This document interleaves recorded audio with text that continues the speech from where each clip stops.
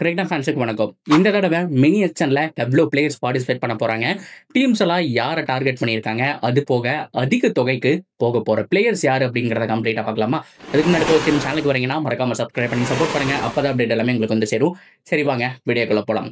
So first of all mega ஆக்ஷனை பொறுத்த வரைக்கும் ஒரு சில பிளேயர்ஸ் வந்துட்டு அப்ளை பண்ணுவாங்க. ஆனால் இந்த தடவை ஒரு ரூல்ஸ் கொண்டு வந்தாங்க. எதனால அப்படின்னா ஒரு 2023 ஐபிஎல்லாம் பார்த்தீங்கன்னா ரொம்ப குரூசியல் பிளேயர்ஸ் எல்லாம் அவங்க கண்ட்ரிக்காக விளையாடணும் அப்படிங்கிற மாதிரி போயிட்டாங்க. அப்படி பார்க்கும்போது ஐபிஎல் நிர்வாகம் ஒரு முடிவை எடுத்தாங்க. நீங்க இங்க வரீங்க அப்படின்னா என்ஓசி வாங்கிட்டு தான் வந்திருக்கணும். அந்த 2 month அப்படிங்கிறது கம்ப்ளீட்டா விளையாடணும். அப்படி விளையாடாம போனீங்க அப்படின்னா அடுத்த வருஷம் ஐபிஎல்ல பார்ட்டிசிபேட் பண்ண முடியாது. இது போக ரூல் நம்பர் 2 என்ன அப்படின்னா மெகா ஆக்ஷன்ல நீங்க பிளேயர்ஸுடைய லிஸ்ட்ல ஆட் ஆயிருந்தா மட்டும்தான் மினி ஆக்ஷனுக்கும் அது பொருந்தும். நீங்க மெகா ஆக்ஷன் அப்ளை பண்ணாம டைரக்டா மினி ஆக்ஷன் மட்டும் அப்ளை பண்ணிக்கலாம்னு நினைக்க கூடாது. இதுலயும் நீங்க அப்ளை பண்ணியிருக்கணும் அப்படிங்கிற மாதிரி ஒரு சில விஷயங்களை வந்துட்டு அவங்க சொல்லியிருந்தாங்க. ஸோ அதுபடி தான் பார்த்தோம் அப்படின்னா போன தடவை மெகா ஆக்ஷன்ல 1200க்கும் மேற்பட்ட பிளேயர் 1200ல இருந்து 1300க்குள்ள ஒரு பிளேயர்ஸ் உடைய அந்த லிஸ்ட் அப்படிங்கிறது வந்துச்சு. அதுல இந்தியன் பிளேயர்ஸ் அதிகமா இருந்தாங்க அண்ட் ஃபாரின் பிளேயர்ஸ் எல்லாம் சேர்ந்து ஒரு 800 பிளேயர், அது போக ஒரு 300 பிளேயர், இதெல்லாம் டோட்டல் பண்ணி பார்க்கும்போது 1200க்கும் மேற்பட்ட பிளேயர்ஸ் இருந்தாங்க அப்படிங்கிறது குறிப்பிடத்தக்க விஷயம். இப்போ அதுல போன வருஷம் சோல்டு அன்சோல்டு ஆன பிளேயர்ஸ் எல்லாம் லிஸ்ட் எடுத்து கடிச்சிட்டு அது போக மீதி இருக்கக்கூடிய பிளேயர்ஸ் தான் மினி ஆக்ஷனுக்கு வர போறாங்க. மேபி நியூ ரெஜிஸ்ட்ரேஷனும் இருக்கிறதுக்கான சான்ஸ் இருக்கு. அப்படி பார்க்கும்போது ஒரு 500ல இருந்து 700க்குள்ள இருந்தாலே பெரிய விஷயம் அப்படிங்கிற மாதிரி தான் சொல்லி ஆகணும்.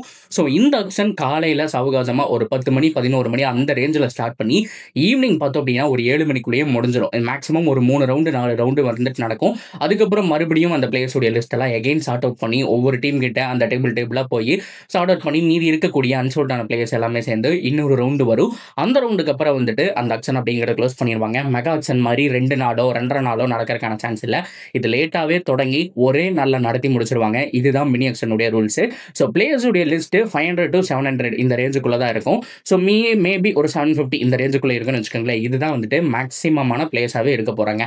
அது போக ரொம்ப முக்கியமா ஒவ்வொரு டீமுக்கும் 5 crore எக்ஸ்ட்ரா அமௌண்ட் அப்படிங்கிறது கொடுக்க போறதா சொல்லியிருக்காங்க. போன தடவை பார்த்தோம் 100 கோடி பட்ஜெட் அப்படிங்கிறது 120 கோடியா பண்ணி தந்தாங்க. ஸோ அந்த மாதிரி மினி ஆக்ஷன்ல ஒரு 5 crore மட்டும் இன்க்ரீஸ் பண்றதுக்கான சான்ஸ் இருக்கு. லைக் ஒரு எக்ஸாம்பிளுக்கு இப்போ சென்னை சூப்பர் கிங்ஸ் அஸ்வின், ராகுல் திரிபாதி அண்ட் தீபக் ஹூடா, விஜய் சங்கர் இவங்களெல்லாம் ரிலீஸ் பண்ணி ஒரு 25 கோடி வச்சிருக்காங்கன்னு வச்சுக்கோங்களேன். அது போக எக்ஸ்ட்ரா 5 crore சேர்ந்து 30 கோடியோட மினி ஆக்ஷனுக்கு வருவாங்க. இப்படித்தான் எல்லா டீமுக்குமே நடக்கும்.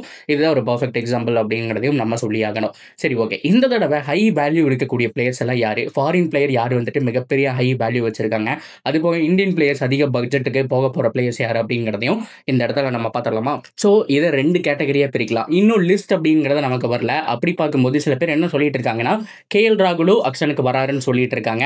ஸோ அது போக வந்துட்டு சஞ்சு சாம்சன் 100% ஆக்ஷனுக்கு வராரு அப்படிங்கிறது தெரிஞ்ச விஷயம். இது போக இன்னும் ஒரு சில பிளேயர்ஸ், ஒரு இசான் கிஷன், ஒரு முகமது ஷமி, இவங்கெல்லாம் வந்துட்டு ஆக்ஷனுக்கு வரதா சொல்லிட்டு இருக்காங்க. இது வந்துட்டு வெறும் பேச்சுவார்த்தை தான். பட் சஞ்சு சாம்சன் ஆக்ஷனுக்கு வராரு. ஸோ அவர் வந்துட்டு ட்ரேட்ல பார்ட்டிசிபேட் பண்ணாமல் டைரக்டா ஆக்ஷன் வந்தார் அப்படின்னா அவருடைய பட்ஜெட் ஹையா இருக்கிறதுக்கான சான்ஸ் இருக்கு. மேபி குறைஞ்சபட்சம் 10 to 15 கோடி சொல்லலாம். இதே மெகா ஆக்ஷனா இருந்தா அவருடைய பிராண்ட் வேல்யூக்கு கண்டிப்பா ஒரு 20 crore மேலேயாவது வந்துட்டு போவாரு. மினி ஆக்ஷன் அப்படிங்கிறதுனால எல்லா டீமுக்குமே ஒரு மினிமல் பட்ஜெட் ஒரு 30 கோடி அப்படிங்கிறதா வந்துட்டு மினிமல் பட்ஜெட், ஒரு 25 கோடி அப்படிங்கிறது ஆவரேஜ் அப்படின்னு வச்சுக்கலாம். ஸோ 30-35 அப்படிங்கிறது மேக்ஸிமம் பர்ஸ் வச்சிருக்கிறவங்க இருப்பாங்க. ஸோ அப்படி பார்க்கும்போது 15 கோடி வரைக்கும் சஞ்சு சாம்சன் போறதுக்கான சான்ஸ் இருக்கு. ஸோ அவர் வந்துட்டு ஹை இந்தியன் வேல்யூ, அதாவது இந்தியன் சைட்ல இருந்து ஹையா பர்ஸ் அமௌண்ட் கொடுத்து வாங்கக்கூடிய ஒரு பிளேயர்ஸ் உடைய லிஸ்ட்ல கண்டிப்பா டாப் 3க்குள்ளேயாவது அவர் இருப்பாரு. ஸோ அது போக நான் சொன்ன மாதிரி நம்மளுடைய முகமது ஷமி அந்த லிஸ்ட்ல இருக்க போறாரு. அண்ட் இசான் கிஷன் மேபி இருக்கிறதுக்கான சான்ஸ் இருக்கு. ராகுல் டிசி விட போறது கிடையாது. ஒரு ரூமர்ஸ் போயிட்டு இருக்கு. இன்கேஸ் ஆப்ஷன் வந்தார் அப்படின்னா அவரும் செம்ம அமௌண்ட்டுக்கு போவாரு. அதுல ஒரு துளி கூட மாற்றம் இல்லை. ஸோ இதெல்லாம் தான் இந்தியன் பிளேயர்ஸ் கூட்டி கடிச்சு பார்த்தோம் அப்படின்னா நல்ல வேல்யூக்கு போற கூட ஒரு பிளேயர்ஸ் அப்படிங்கிற நம்ம சொல்லலாம். அப்படியே கட் பண்ணோம் அப்படின்னா ஃபாரின் பிளேயர்ஸ் யாரெல்லாம் அதிகமாக போறதுக்கான சான்ஸ் இருக்கு அப்படின்னா அதுவும் ரிலீஸ் பிளேயர்ஸ் உடைய லிஸ்ட் வச்சு நம்மளால ப்ரெடிக்ட் பண்ண முடியும். பட் இருந்தாலுமே நியூ ரெஜிஸ்ட்ரேஷன் அப்படிங்கிற மாதிரி நம்ம பார்க்கும்போது ஸோ இந்த மிச்சல் வோன் இவங்கெல்லாம் பார்த்தோம் அப்படின்னா நல்ல பட்ஜெட்டுக்கு போவாங்க. ஸோ அவரை பொறுத்த வரைக்கும் ஒரு சூப்பரான ஒரு ஹிட்டர், அது மட்டும் இல்லாமல் டீசென்ட்டான ஒரு பவுலர். எந்த டீமுக்கெல்லாம் ஆல்ரவுண்டிங் கேட்டகரியில் வந்துட்டு மிகப்பெரிய ஒரு நீடு இருக்கோ அந்த டீம்லாம் பார்த்தோம் அப்படின்னா மிகப்பெரிய லெவலில் வாங்குறதுக்கான சான்ஸ் இருக்கு. ஒரு காலத்தில் பெஞ்சமின் ஸ்டோக்ஸ் எல்லாருக்குமே ஞாபகம் இருக்கும். செம்மையான டிமாண்டில் போயிட்டு இருந்தார் 2017 2018 அந்த காலகட்டத்தில எல்லாம்.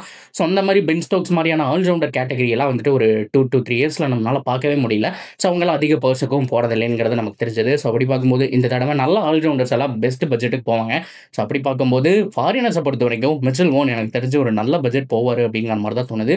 அது போக வெளியே இருக்கக்கூடிய ஃபியூ பிளேயர்ஸ் வந்துட்டு மறுபடியும் உள்ள வந்த ஒரு ஃபின் ஆலன், அது மட்டும் இல்லாம பிரேசில் எந்த டீமுக்கெல்லாம் இருக்கோ அவங்க எல்லாமே ஒரு 5 to 6 crore அந்த மாதிரி ஒரு பட்ஜெட்குள்ள போறதுக்கான சான்ஸ் இருக்கு அப்படிங்கிற மாதிரி நம்ம ஒரு அசம்ஷன்ஸ் வச்சுக்கலாம். இது போக 3வது கேட்டகரி ஹிட்டர்ஸ் அப்படிங்கிற மாதிரி சொல்லலாம். ஒரு லியாம் லிவிங்ஸ்டன் அக்ஷனுக்கு வராரு. அவருடைய ஃபார்ம் ரீசென்ட் டைம்ல நல்லா இருந்ததுன்னா ஆர்சிபி எகைன் எடுக்கிறாங்களோ இல்லையோ மற்ற டீம்ஸ் எல்லாம் கண்டிப்பா ஒரு 4 to 5 crore எகைன் எடுக்கலாம். ஒரு மேக்ஸ்வெல் வந்தார் அப்படின்னா மறுபடியும் அவருக்கு லாஸ்ட் சீசனா என்ன அப்படிங்கிறத பார்த்துட்டு அவருடைய இன்வால்மெண்ட் பார்த்துட்டு அவரே ஒரு 5 crore எடுக்கலாம்.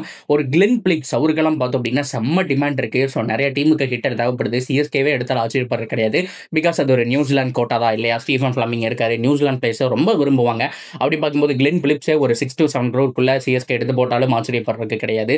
ஸோ அந்த மாதிரி ஒரு டவுன் ஆர்டரில் இருக்கக்கூடிய ஹிட்டர்ஸை தான் பார்த்துட்டு இருக்காங்க. ஸோ இந்த மாதிரி ஹிட்டர்ஸுக்கெல்லாம் ஒரு தேர்ட் டிமாண்ட் இருக்கு. ஸோ என்னை பொறுத்த வரைக்கும் சஞ்சு சாம்சன் இல்லை மற்ற பிளேயர்ஸ் எல்லாம் வந்தாங்க அப்படின்னா அவங்க ஹை கேட்டகரியில் இருப்பாங்க.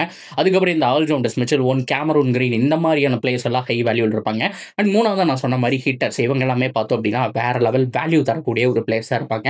இவங்க எல்லாம் தான் மினி ஆக்ஷனில் செம்மையாக போகிறதுக்கான சான்ஸ் இருக்கு. இதுதான் நான் சார்ட் அவுட் பண்ணி கொண்டு வந்த லிஸ்ட். ஸோ நீங்கள் ஆஸ் அ ஃபேனா உங்களுடைய டீமுக்கு கேகேஆரா இல்லை மும்பை இந்தியன்ஸா, ஆர்சிபியா, சென்னையா, எஸ்ஆர்எச்சா உங்களுடைய டீமுக்கு எந்த பிளேயர் எடுப்பீங்க, என்ன பட்ஜெட்டில் எடுப்பீங்க, அவங்களுடைய மேக்ஸிமம் பட்ஜெட் என்ன அப்படிங்கிறது எல்லாத்தையுமே கமெண்ட்ல சொல்லுங்க. நானும் தெரிஞ்சுக்கிறேன். இன்னொரு வீடியோவோட மீட் பண்ணுறேன். See you soon guys.